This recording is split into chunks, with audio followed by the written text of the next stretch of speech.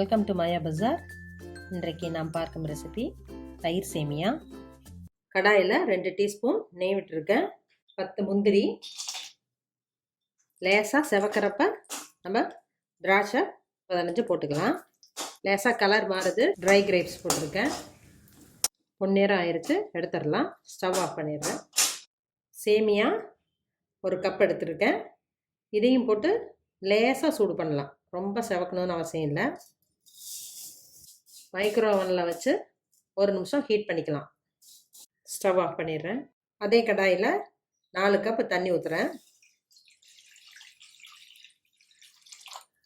ரொம்ப கம்மியாக ஊற்றினா குழஞ்சி போயிடும். கொஞ்சம் அதிகமாக ஊற்றிட்டு தண்ணியை வடிச்சிருவோம். நல்லா கொதி வரட்டும். தண்ணி கொதிக்குது. சேமியாவை ஆட் பண்ணுறேன். நல்லா வேகட்டும். மூடி போட்டுருவோம். ஓப்பன் பண்ணி பார்ப்போம். வெந்துருச்சு. தண்ணியை ட்ரைன் பண்ணிடுவோம். வடிச்சிட்டேன். பிளேட்டில் போட்டு கொஞ்சம் ஆற விடுவோம்.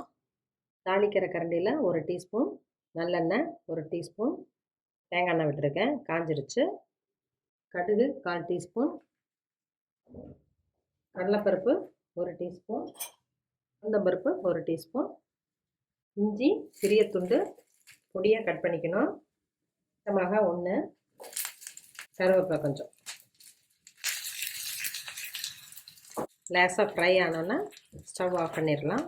தயிர் 2 கப் எடுத்துருக்கேன். புளிக்காத தயிரை நல்லா க்ரீமாக எடுத்துக்கணும். இதில் உப்பு போட்டிருக்கேன். தாளிச்சதை போட்டுடலாம். சேமியா ஆறிடுச்சு, போட்டுடலாம்.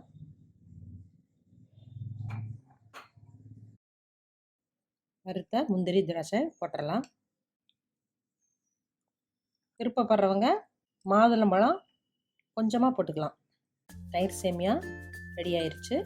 குழந்தைகளுக்கு வித்தியாசமாக இருக்கும், விரும்பி சாப்பிடுவாங்க.